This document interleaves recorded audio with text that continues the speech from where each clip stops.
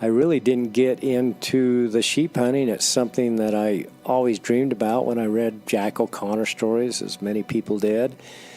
And I was out actually chasing some big mule deer bucks. And I can remember I was on this rocky ridge, and all of a sudden right there in front of me, a desert ram appeared. I'd really never seen one before.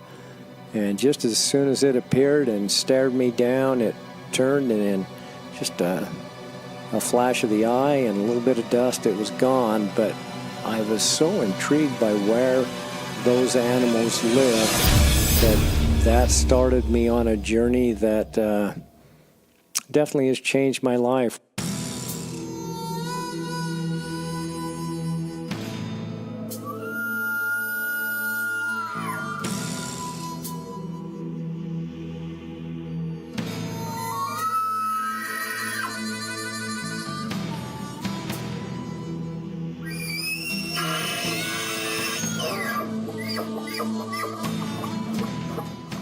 Welcome to the RNA Outdoors podcast, fueled by Ripcord Arrow Rest and First Light Hunting Apparel. At RNA, we are public land DIY conservationists that love to share our passion for the outdoors. So join us and our team as we interview professionals in the industry to share insight knowledge that helps make hunters and anglers more successful.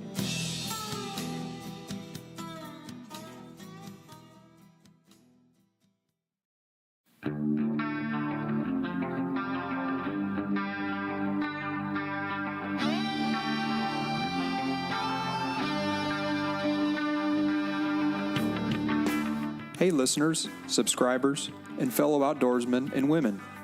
This is your host, Lucas Paw, and I'm excited to tell you about some of the sponsors that continue to help make this podcast not only happen, but grow and thrive in this digital world of audio content. This podcast is brought to you by Ripcord Arrow Rest, the bow hunter's #1 fall-away rest on the market. Ripcord is known for 100% full-time arrow containment and their patented drop-dead brake system that eliminates launcher bounce back. Best of all, Ripcord is backed by their rock-solid guarantee. If the original owner has a part break for any reason, it will be repaired or replaced at no charge. And did I mention, Ripcord is located in southwest Montana, where all their products are made with pride in America. Check them out at ripcordarrowrest.com and on their social media feeds. This podcast is brought to you by First Light Clothing and Hunting Apparel. Born in the Rockies in central Idaho, First Light's mission is to create simple, yet proven, versatile gear that provides comfort and performance in any situation while working to promote the pursuit of ethical hunting and stewardship. I recently joined the First Light Pro Staff team and have continued to be impressed year after year in their innovations in engineering of merino wool fabrics. 10 years ago, they started putting out wool fabrics with camo patterns, and immediately this changed the game. Since then, they offer multiple layering systems and kits in various proprietary patterns and continue to raise the bar with their competition. Find them online at firstlight.com or under their social media feeds. Go farther, stay longer.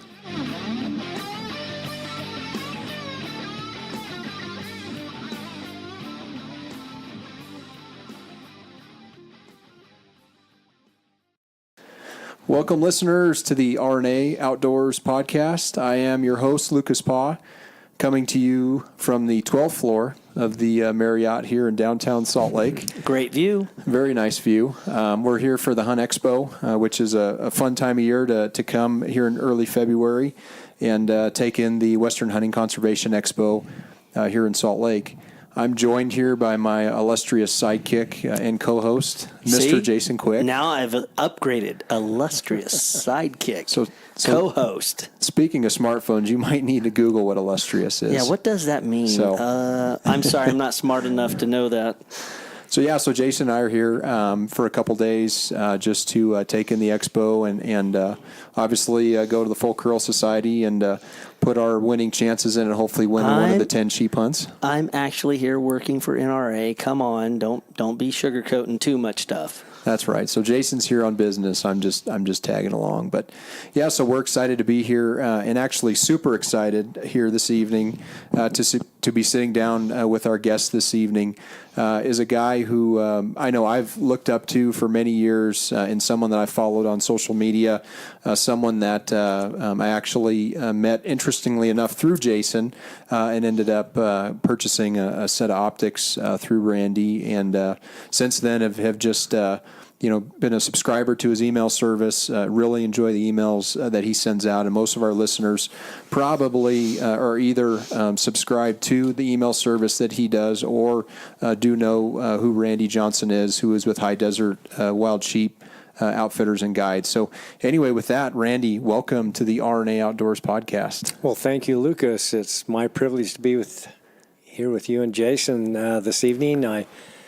I can honestly say I wish I was on a big mountain peak somewhere, glassing for sheep, but we're up here pretty high, and there's lots of lights out here in this city sky, maybe not the stars that we would have if we were on a backpack trip, but it's my privilege to be here, and a couple of very good California hunting friends right here. Yeah, it's not often do the guys with shorts on come to Utah in February, and which that's me, but Jason's got jeans on. But well, it's because my legs are way wider than yours, so we can't go there. We wouldn't need lights on in the room if it was for that. So we're here, again, excited.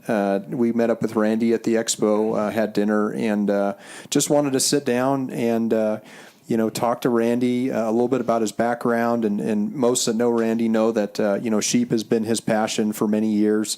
Was inducted into the Full Curl Hall of Fame years ago, and we'll see him again on Saturday for the festivities there. But Randy, just to kind of kick it off, maybe talk a little bit about yourself. Maybe for the listeners that don't know who you are, talk a little about yourself and a little bit about your background.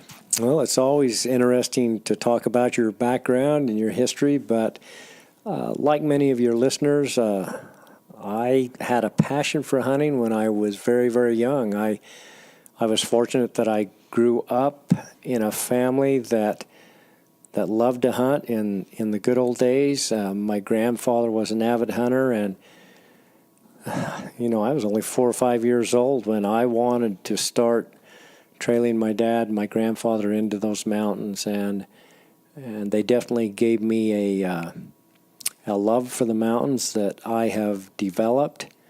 It's become a passion. It's became a big part of my life. I wouldn't trade it for anything. And most of my life I've spent hunting. I really didn't get into the sheep hunting. It's something that I always dreamed about when I read Jack O'Connor stories, as many people did. And I was out actually chasing some big mule deer bucks. And I can remember I was on this rocky ridge, and all of a sudden, right there in front of me, a desert ram appeared. I'd really never seen one before. And just as soon as it appeared and stared me down, it turned, and in just a flash of the eye and a little bit of dust, it was gone. But I was so intrigued by where those animals lived that started me on a journey that definitely has changed my life with many of the incredible experiences that I've had. And from that day on, I've been very dedicated to guiding sheep hunters. I've also been very fortunate to have been able to go on some sheep hunts myself. I completed my full curl or Grand Slam, known in a lot of circles, back in 2001. I'm halfway to my second one. I've just got to figure out a way to draw another desert sheep tag and perhaps fund a stone sheep hunt. Wow, that's incredible. So a slam and a half, and you're working the other half, and that's right. And that's awesome. Have you changed from a rifle to a bow or a muzzleloader, or you're like, I got to get the tag first. I don't know what I'm doing. I've always been too busy to take up the archery. I know that is a passion of Lucas's and many other people. I've been very fortunate that I have guided a couple of hunters, and one of them was a huntress, an incredible archery hunter, and they both took desert rams with their bows. And that's so neat. Wow. For me, that was a great great experience in itself. But I'm primarily a rifle hunter. Boomstick. Yeah, I actually think archery hunters are probably the best hunters out there overall, Yeah. in my opinion. Sure. One of the stories interesting, Randy, and you may talk a little bit more about it, but the Buck of Justice, the sheds that you found, it was interesting reading a little bit about that, which, from what I understand, is one of the larger sets of sheds that have ever been found, or at least from a shed hunter. Is that correct? Well, many people, those who have seen the Buck of Justice, the shed antlers, they truly believe it's probably the biggest mule deer that ever lived. And I'm not saying that point-wise. The big set ended up scoring an incredible 288 inches, but it's just the mass and the configuration of the antler. Wow. 8 That's 3/4 inch bases, Wow. 17 points on one side, 13 on another. Really on a true 3-point frame when you look at it. It's just, Wow. it's as massive as an elk, and basically I always looked at it as prehistoric, almost like prehistoric genetics, and it definitely, that was in the middle 90s when all that took place. It changed the mule deer hunting world. Sure. That's incredible. A lot of people then began to change their perspective of how they hunt, where they hunt, and they hope another Buck of Justice will live someday. Sure. All of us do. We all do. We all do, and we all dream about that opportunity. You know, I mean, I apply for the Henry Mountains, and I was fortunate. My brother-in-law drew a tag one time, and I got to go up there. And to me, it was surreal. I mean, a kid that was used to hunting blacktail, you know, where, I mean, if you got a forked horn or a fork by spike and you decide not to shoot it, guess what? You may not get a buck that year. And then you go to the Henry Mountains, and all of a sudden you're seeing, well, I got told to not say buck unless the deer was like 180 inches or better, because they were just not going to stop. But it was just an incredible experience, and that's not anywhere near the number that we're talking about. So they're out there somewhere. And what was so unique about the Buck of Justice is that he was never killed. A hunter never killed him. A sheep hunter actually found his skeleton, I believe it was in 2001, and I had hunted the deer for 10 years. I only saw him alive twice. Jeez. And I still remember the first time I saw him. It was on June 15th, 1994, and that's early in the growing season for a mule deer. Yeah. But he was with 6 other giant desert bucks. He was laying in a bed off to the side, and I was alone, and I've never seen anything like it. I never will. Still another month of growing season left, and his antlers at that time were just gigantic, and I spent 10 years of my life trying to track that deer down, but he lived in some of the most inhospitable, rugged desert terrain that you'd ever want to step foot in, and that's why I love doing it. And I wouldn't trade those 10 years for anything. And when the desert sheep hunter found the skeleton, the antlers, the last set, were laying about 70 yards off the side. I guess he must have shed them and then perhaps either died or was killed by a cougar. But I went and visited with that hunter, and he told me the general area. He said, I don't think I could ever find him again. And I went in, backpacked in 3-4 trips, and I finally found that skeleton, and I packed the entire skeleton out because that deer had become my life. Wow. And I had been within 50 yards of that location, and I just had missed that particular set. It wasn't as big as 3 of mine, but it was still quite remarkable. And what a remarkable story, and quite unique that the deer was never killed. Maybe that's the way it was meant to be. Sure. Yeah. And you think about the deer how many deer die of old age that we just never see, or have a great year where they, grow mass, 20 to 30 to 40 inches on top of their frame, and you just, you never see them again, and they just disappear. It's like, I think of like Popeye, kind of pushed, Mike Eastman's, career and that whole buck. There's certain, deer or certain animals out there that were named that, have this claimed fame, but it's neat that, you actually hear some that literally live to old age and actually, they pass away outsmart at that us. point. They outsmart us. Let's get right down to it. I mean, you mentioned that at that time it really changed people's views of where to hunt and how to hunt. And I remember that era because I was just at that stage getting like enthralled with everything. And actually, funny story, which I've talked about a few times. It was 1997, and I put in for the California draw. And back then, if you wanted to know if you drew early, you called. So I called, and I gave them my hunting number. And they said, well, congratulations, Mr. Quick. You drew an Oricopia sheep tag. And I was like, oh, my God. The pinnacle, right? I got a sheep tag. I got a California desert sheep tag. And back then, they were talking about the Oricopias producing the biggest ram. Well, guess what? Goliath just got killed out of there this last year. Yep. And, they said that they had some big rams in there. So I was excited as all get out. Well, long and short of the story is supposedly the individual I talked to was a temporary worker there after I called in twice and confirmed I got it. My wife called in once and confirmed I got it. And then 3 weeks later, when I didn't have a tag, I called in and said, I'm confused. I haven't received my tag yet. And they said, oh, I'm sorry, Mr. Quick. You're an alternate.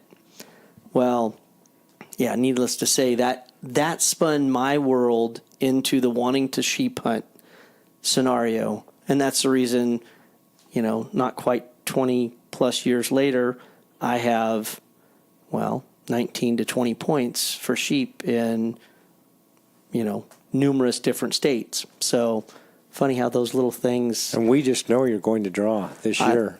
I know I'm going to draw too. I know it. Can't wait. I'm ready. I got lucky. I've got lucky once. Now it's time to get lucky for a desert. Absolutely.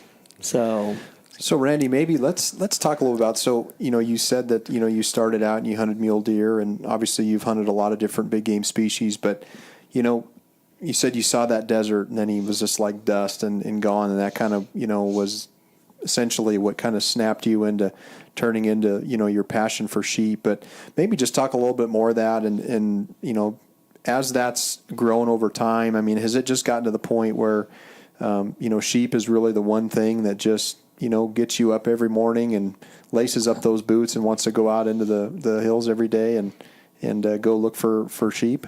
There's just a lot of things that get me up every morning, just life itself. But sheep hunting, two factors with sheep hunting, two reasons why I fell in love with it: the physical challenges and the mental challenges. Going on a backpack desert sheep hunt or a backpack stone sheep hunt, dull sheep hunt, there's just nothing like it. The physical challenges are so numerous. If you're not in tremendous physical shape, you're not going to get the job done. In fact, you might not live on some of those hunts. And I love that aspect of it. I always love being in great physical shape, and I've always worked hard at it. And so I just love going into those remote places and looking for desert sheep. And yes, you had to be physically in shape, but if you didn't develop a mental toughness to overcome drinking muddy pothole water, the hot sleeping under a rock, cactus. Yeah.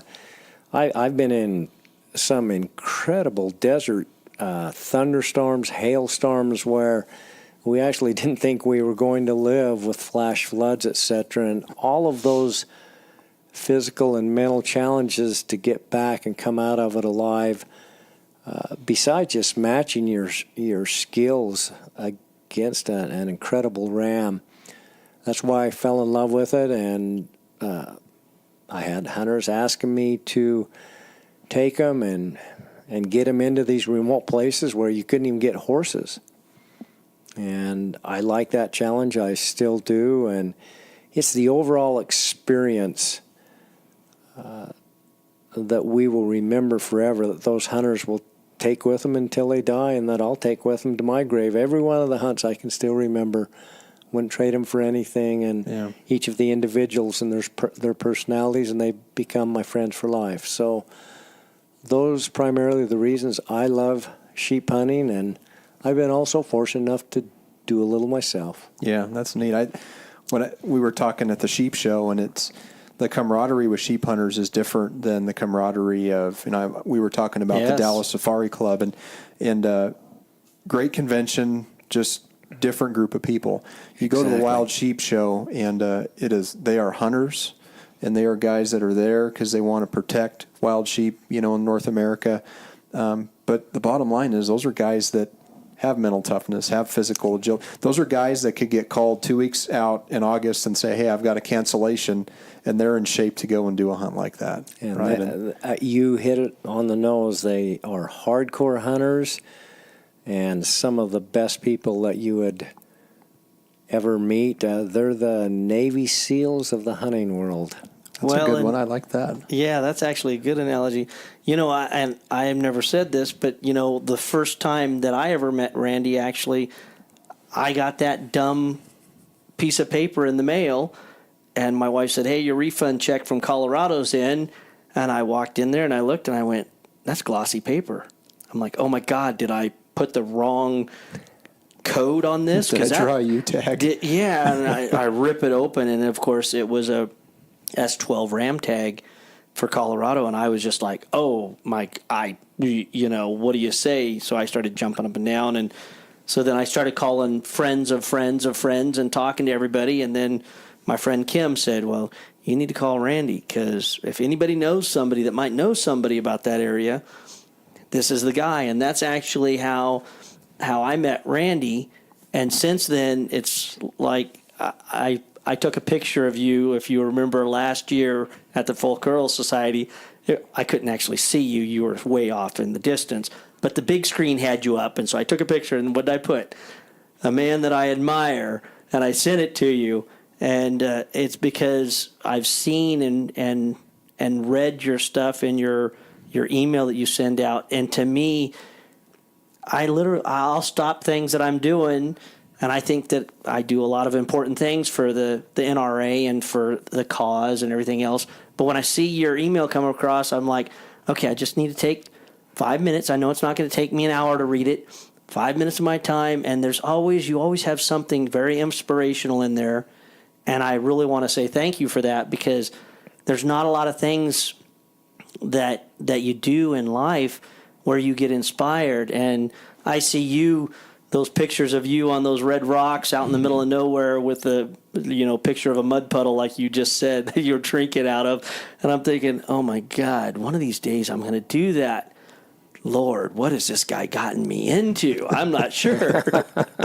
But that's just a pretty awesome experience there. I remember that phone call from you, from our mutual friend, Kim Rapley, and it was my privilege to visit with you, and hopefully that I was able to help and direct you. And I remember you took a good ram, and I believe there was someone there that filmed portions of that hunt. I remember the fun video that I was able to see, and as far as the emails that I send out, I hope that they do make a difference in the lives of those people that I share my hunters listserv, I've called it. It started very small years and years ago, and I've had more individuals call me and want to be placed on that, and I don't post to it every week. When I do post to it, I may spend a couple of hours thinking of what I want to how I want to express myself, and that comes from my heart, just how I feel. Yeah. And so I'm glad that there are individuals that appreciate it, and I like to share and congratulate people on their efforts out in the hunting world. And one thing I will say, and this was just something that I found from my sheep hunt, most people that I talked to that actually had that tag, which trying to find those people are almost impossible. You almost think Fish and Game should have a list of those people. But when you actually call them and say, hey, look, I drew a sheep tag, they're almost as excited as you are. And I had 2 or 3 different people that just, I mean, they would send me maps, they would send me photographs, they would send me emails, they would do anything and everything because they really knew they were never going to sheep hunt there again. I even had a couple of guys that literally said, "When are you going?" I'm like, "Well, I'm going scouting on this day. Well, I happen to be free that weekend. Do you mind if?" And I mean, literally, one guy drove from Wyoming down to hook up with me while I was there, and another guy that lived in Colorado came down. I mean, literally, I met 2 guys that had hunted that unit in the years past. They were just ecstatic, and they were like pointing out ridges and go to this spot to glass, and I mean, just so helpful. You kind of look at that, and then you transition that to a normal 5-point elk unit, and you call somebody that is going to have that tag maybe in the next couple of years, and most of them don't want to tell you anything about their hunts because they're like, "Oh, that's insider trading information. I could draw that tag I again, could draw too." that tag here in a couple of days." But when you take 20 years to draw a tag, most guys, and I've done the same thing. I've had 2 or 3 people call me that on that hunt, and I'm just like, man, if I could get time to go, I wait for the right person to call me and need my help, and I'm going on that hunt again. Probably won't be my tag, but I'll go with somebody. So It's pretty exciting. Very close fraternity. It is. Smaller world than we think. It is. It's a very small world. So let's talk a little about sheep hunting. So, Randy, to kind of dig in, to your many years of guiding and really in your professional opinion, and let's start with desert sheep. What do you think in terms of, from a state standpoint, holds the best desert sheep in the United States? If you had the ability to hunt any state for desert, what would it be? I would probably hunt Arizona just because of the numbers of sheep and great genetics, and I've spent a lot of time down there helping good friends.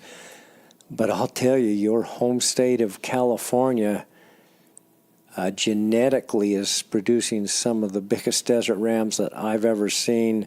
And you mentioned Goliath that Jason Harrison killed not very many months ago. What an incredible ram. One of the biggest, I believe, Nelsoni's killed in North America. Yeah. And so California, they need to open up more areas down there to hunt. Yes, they do. Because there's some tremendous sheep, but we'll take what we get down there. I'd love to spend some time there. New Mexico and Nevada always produce some big rams. I've also spent time down in Sonora. The red horn rams, a little different experience down there, but still it's sheep hunting and enjoyable. And my home state of Utah is so different when it comes to hunting desert sheep because a lot of the country I hunt, you have to throw a backpack on. You can't go back to a base camp, and it's in some of the most rugged terrain in North America, and I guess that's one reason that I fell in love with that. But probably Arizona offers the best chances overall to perhaps draw a tag and take a big ram. Yeah, and when you talk about, the 4 sheep, I mean, desert's one of the most desirable, right? Because it's one of the hardest to get unless, you have a trust fund, tough right? to draw. It's Exactly. tough to draw, and for us normal people, it is really one of the pinnacle sheep to shoot in North America because it is so tough to draw. I just, you look at the full curl options, right? You got 3 stones, you got 5 dolls, but you got 1 desert, right? And it's just, they're a difficult, species to draw, and for good reason. Yeah, there just aren't large numbers of them, and it's if you're going to complete your Grand Slam, it's probably the toughest one to get of the 4. If you have finances, you can go get a doll, and Sure. you can go get a stone. You can even buy a Rocky, but there's just not very many tags given out for deserts. Yeah. Yeah. So on the flip side, Rockies, what in your opinion in North America, essentially, because you can hunt Rockies in Canada too, where do you see some of the best Rocky Mountain sheep? I mean, obviously Montana kind of surfaces, to the top in the Missouri Breaks area, but in your professional opinion, what do you see as one of the better states to hunt Rockies? Well, you just hit it, definitely. Montana, absolutely. If you're going outside of the U.S., of course, Alberta. But New Mexico every year produces some great Rocky Mountain rams.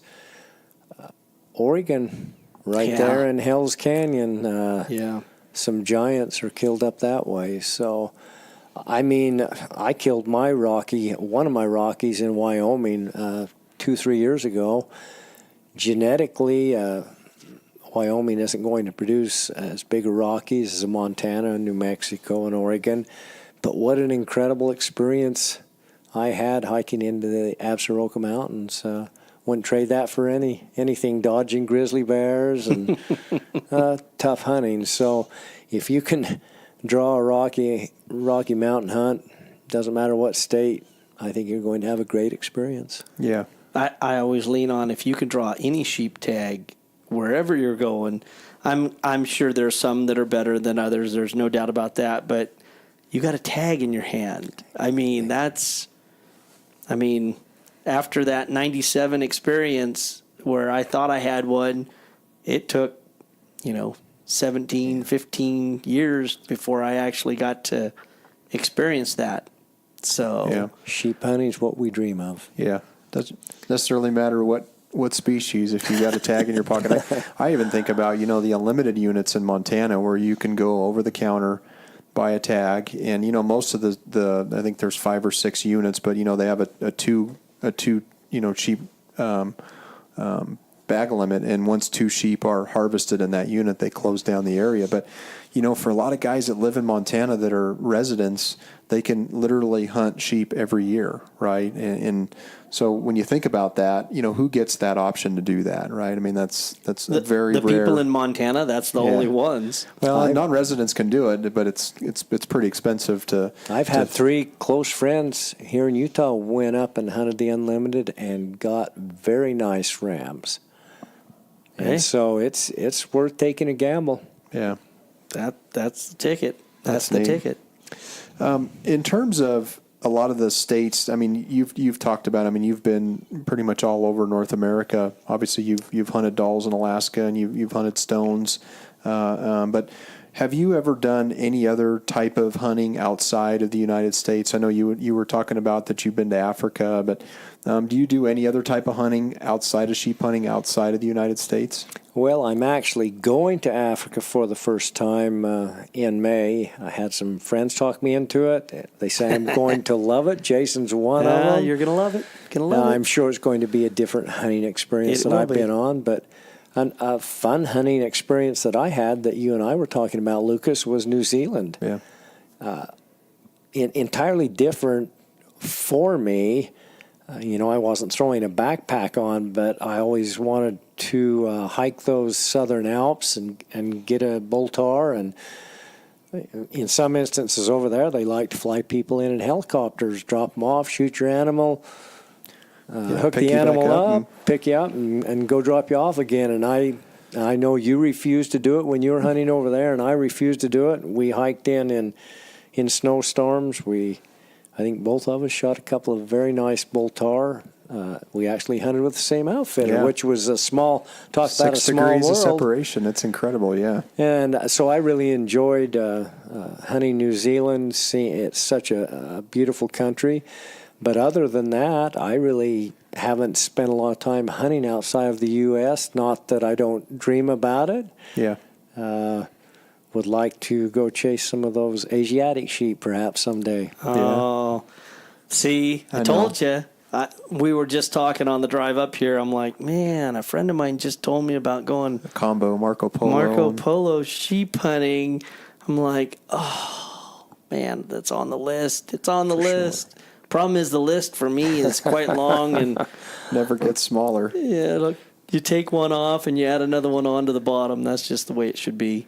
It is, exactly. So switching gears a little bit, let's talk about everyone that I've never harvested a sheep, so I'm one of those guys that's eligible for a lot of different opportunities based on never harvesting a sheep. But everyone you talk to says that they taste excellent.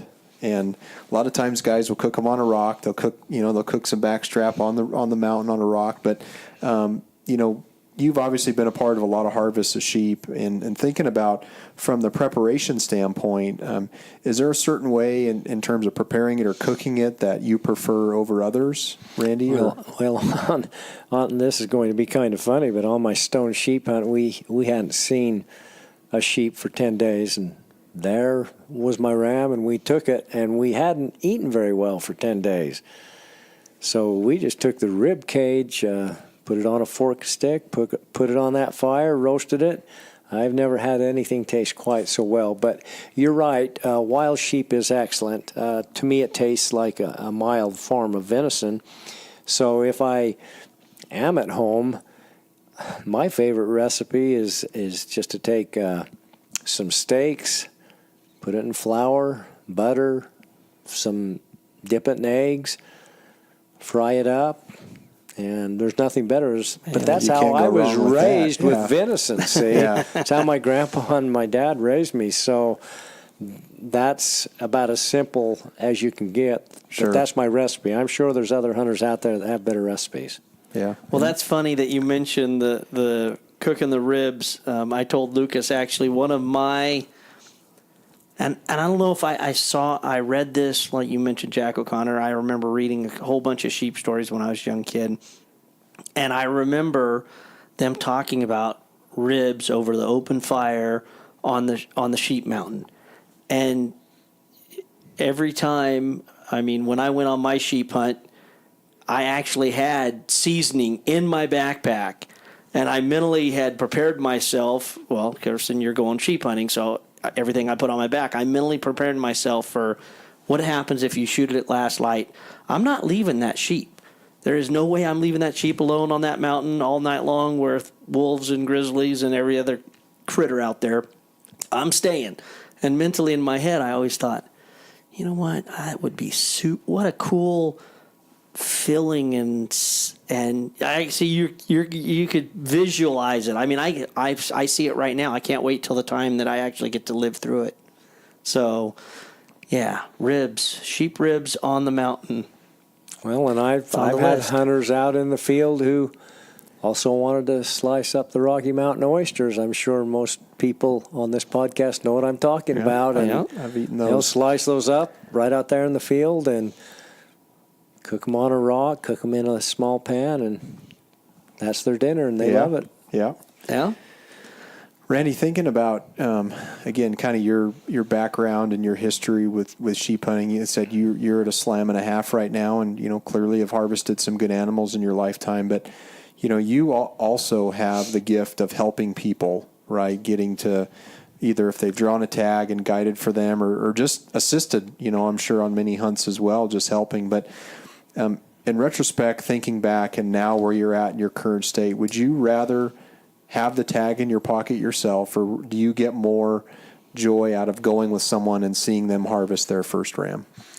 That is really an incredible question. I believe personally I would rather be out there with an individual and have the adrenaline rush of seeing them be successful, of overcome some physical hardships, some mental hardships. I've had so many grown men and women who spent days out there hunting a big ram, and finally it all came together. They've bled, they've sweat, and when it finally happens, tears stream down their face. We embrace, we jump up and down on sandstone slabs like a couple of little kids. I can remember one gentleman completed his grand slam, and we grabbed each other and we rolled around on a sandstone slab. It was probably someone would have liked to have had that on camera and thought it was quite humorous, but to me it's really a culmination of a lot of people's hard work and sacrifice and support from families to see someone that it just means the world that they fulfill their dream of taking a ram out there. And so I don't want to be selfish and say I would rather be out there hunting a sheep myself, because I get great satisfaction out of helping a Jason Quick or Lucas Paw, and perhaps someday we'll get to go. Yeah. I have a question for you. So you've been doing, how many years have you, when was your first sheep hunt that you went on? Would have been in the early 90s. Okay. So you've been doing this for quite a few years. Almost 30 years. So almost 30 years. Do you I've know? got 30 more, too. There you go. That's good, because I've got at least 30, so Yeah. I need you around, Randy. So, and I'm just curious, do you know how many successful sheep hunts you've been on? I have been asked that question so many times, and You should make up some new number. and generally, I tell people I'm not one that likes to put a notch in my gun belt, so to speak. I can tell you it's well over 100, and That's incredible. And listen, I've read lots of your emails, and I mean, I guess in the gist of things, really, this relationship is very young compared to some of your older friends that you've hunted with for 20 or 30 years. But just seeing, I mean, not all hunts are successful, and we put forth the effort, and sometimes it just doesn't work out. We talked about our mutual friend Kim, who went on a polar bear hunt, and surprise, surprise, was unsuccessful because of weather being horrible. I mean, that's just the way hunting is. You're not going to be successful all the time. But normally when you draw a sheep tag, almost everybody I know, when I drew my sheep tag, I told my boss, I said, okay, I'm taking 2 weeks off. And he goes, okay. He goes, what's the rest of the story? I said, well, the season actually goes for another 2 weeks after that. And he goes, so what are you trying to tell me? I said, well, I'm not coming back if the first 2 weeks doesn't work. So I'm going to be there for 4 weeks if I need to make this happen. And, the great thing is working for the NRA, my boss was like, hey, I know how many years it takes to draw one of those things. If you have to stay longer, just let us know. We'll work it out. So it's pretty cool thing. So it's a once-in-a-lifetime experience. Yeah. Really is. And some people get to do it twice or maybe 3 times, hopefully 4. That's right. So one piece of equipment I know that's almost, I mean, when you think about mission critical in the backcountry is optics. And again, I was fortunate to buy a piece of glass from Randy last year that I've been a Leica guy for years, and bought an STS 65 millimeter Swarovski spotting scope, and have just fallen in love with it. He doesn't like it. I've tried to buy it from him so many times. So yeah, Jason has, but the problem was when you offered like $200. What? At least, I mean, maybe throw. we're friends. Yeah. You could borrow it anytime you want. Exactly. Anyway, But what a deal. Yeah, exactly. But I was fortunate to get a piece of glass from Randy, and again, kind of how I met Randy and have got to know him. But I know you upgraded based on that, and were upgraded to different optics. But when you're out looking at sheep, I mean, let's talk a little bit about optics and really how important that is, and what are you using? Are you using, binoculars, combinations, 10s, 15s? Are you using spotting scopes, or is it all the above when you're out there doing some scouting? I use almost entirely 15s initially, always on a tripod. Of course, you'll be hiking along, and there's sometimes you'll pull your binoculars out of the case to glass in front of you. But when I can really set up to glass the big country, I'll use those 15s. But a big game changer for me, and it's a little touchy because I backpack so much because this item's a little heavier, but it's the Swarovski Btx.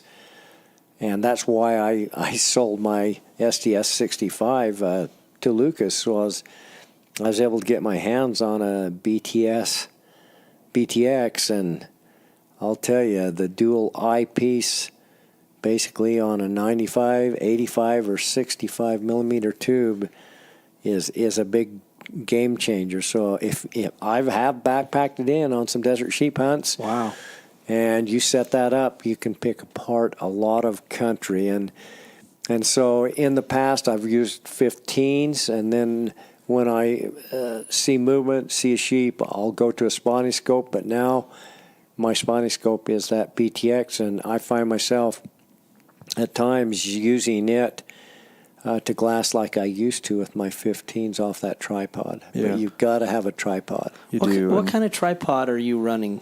Well, because I backpack so much, I use an outdoorsman tripod, and when I was using the 15s, I would use their ultralight head, but it won't work with the Btx. I have to go to a heavier head on that.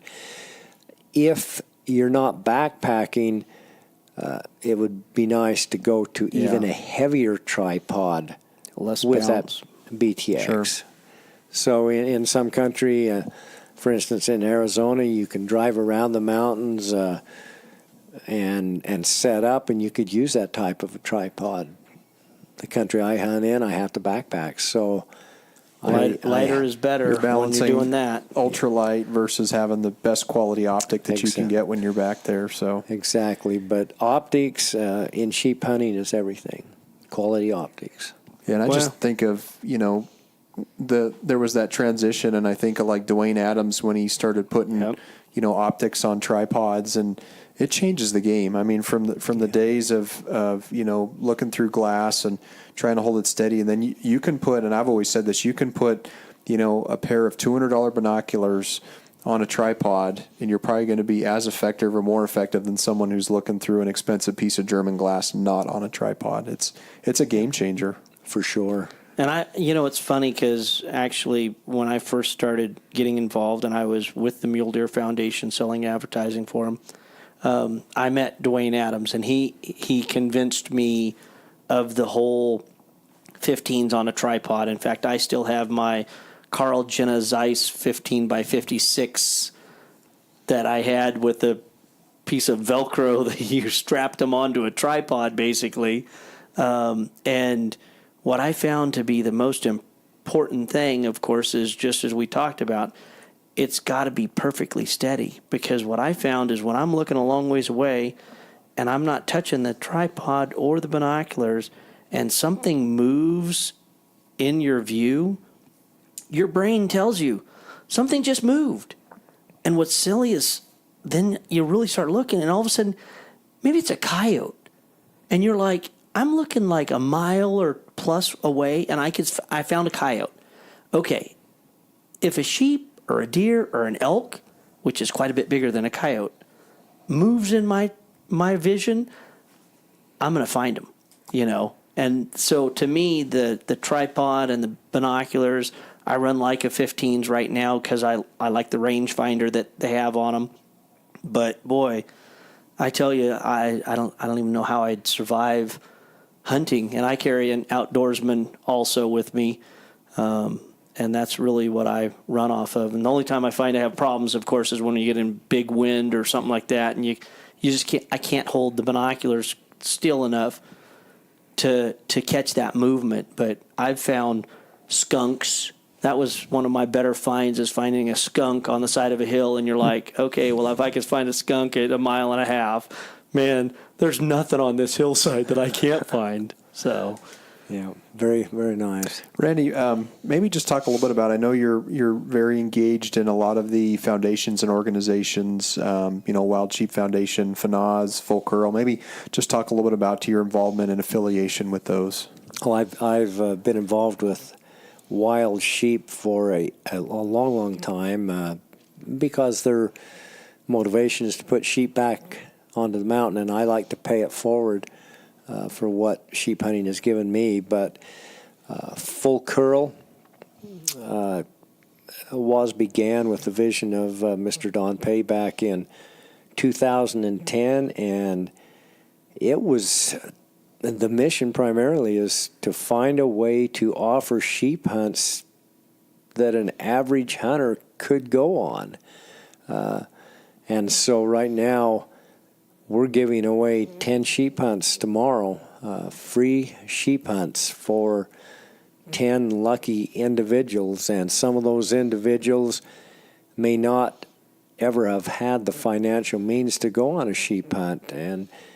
And so for me, that's an incredible opportunity for me to be involved, and we also recognize those who have completed their full curls or grand slams with our achievement awards, and then each year we try to induct very worthy individuals into what we call the Full Curl Hall of Fame, and we do that for their contributions to conservation and to our goal of putting wild sheep back on the mountain. So there's lots of great organizations out there, hunting organizations and other organizations, including the NRA. That's a plug for you, Jason, and for our Second Amendment rights. Yeah, I know when you say paying it forward, I think, if it wasn't for organizations like Wild Sheep and Full Curl, I mean, sheep would be extinct, right? I mean,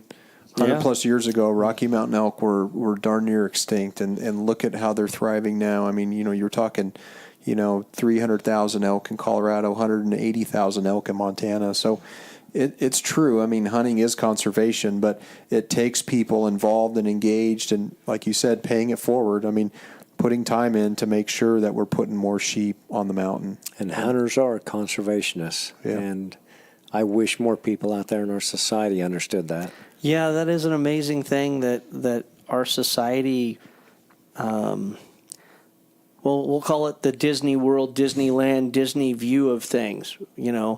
These little bears are just all nice and cuddly and warm and fuzzy. And I'm not saying they don't look that, but when you watch a grizzly bear walk over to a 20-inch in diameter tree that's 30 foot tall and hook his claws into the bottom of that tree and pull that thing clean out of the ground, you realize that bear's got some serious power. If he wants to take a swipe at another animal, whatever he's swiping at's going to die.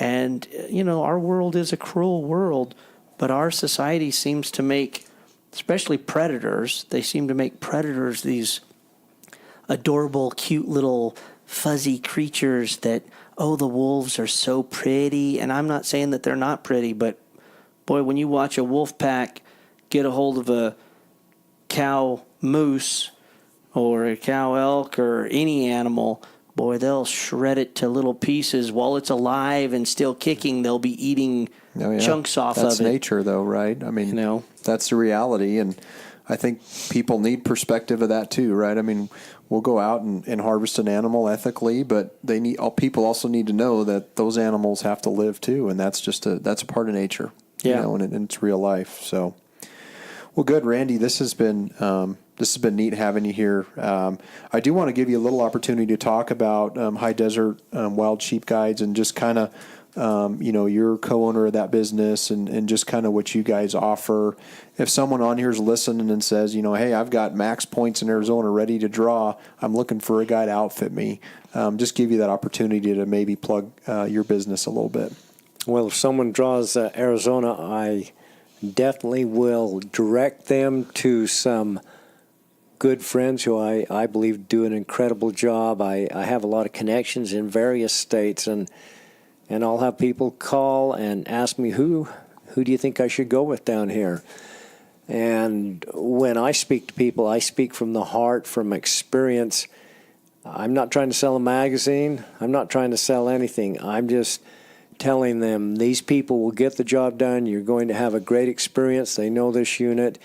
If someone draws a sheep tag in Utah, we would love the opportunity to take them on that once-in-a-lifetime experience. It's going to be more than a hunt. They become our family. We've done it for a long time, and again, we don't do that for a living. I do it for the love of sheep hunting, and I always look forward to those days. Yeah, absolutely. Randy, how can folks get a hold of you? I know your subscriber list on your email chain is, and I know that's something you and I talked about, is pretty powerful.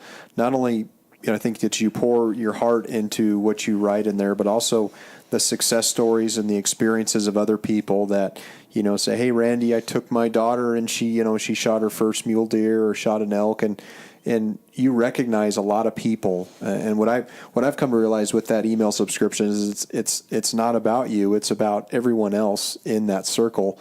And you recognize those folks on those successes. So I think it's neat that you do that. But if someone want to subscribe, or how could someone get a hold of you to get on that subscription list? They could either go to my website, which is highdesertwildsheepguides.com, and request to be added to my personal hunters listserv, or they could email me, randy@highdesertsheepguides.com, and ask to be included on that, and I would try and put that person as a hunting friend on my list. And again, it's to share the successes of others, to share my philosophy on life sometimes, on society, and hopefully what I'm sharing, what I'm writing can affect those individuals, have a positive effect on their lives. That's what I'm doing it for. Yeah,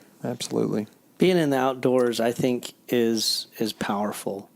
And I think, I believe in God, and I'm a godly person.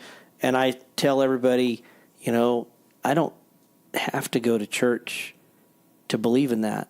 I feel so much closer to God when I'm sitting on the top of a mountain looking over something that I wonder how many generations of people have climbed this mountain and sat on this rock and looked at this view, and it's awe-inspiring to me. And I think that when you come across in your writings, a lot of times I feel that way. And I might be sitting in my office, looking at my RAM that's right across from my desk and wishing that I was back on that, 10,000-foot peak, right then when I'm reading that story that you write. So you inspire me when I read a lot of your stuff. And I know every once in a while you're like, oh, well, I'm going to this state to help this person, or I'm going down to Sonora to help that person. And sometimes I'm like, man, I wish I was going with you. At the same time, I know sometimes you're probably wishing, man, I'd just like to be home with the family and be able to help out the son-in-law on his quest and this and that. So I know it's part of life. So yeah, I spend a lot of time out there, but I wouldn't do it if I didn't enjoy it. And yeah, it's all about helping others. That's awesome. Absolutely awesome. Well, good. Jason, thanks for helping out, co-hosting as you do, and appreciate your insight. And Randy, this has been great, getting to obviously know you a little better, but also, get you on our podcast and to help tell your story a little bit. And I think, there's a lot of power behind what you do, and there's obviously a lot of energy behind what you do. And I think sharing these types of stories and getting your message out is really what we want to do. And we want to make sure that, we have folks that when they subscribe and they see Randy Johnson on there, that they're going to want to potentially listen to that, and maybe one day, hunt next to you on the side of a mountain if they have a sheep tag. So my privilege to be here tonight. Appreciate it. Thanks, Jason. Thanks, Randy. Thanks, listeners, for tuning in, and we'll catch you guys for another edition on the RNA Outdoors podcast.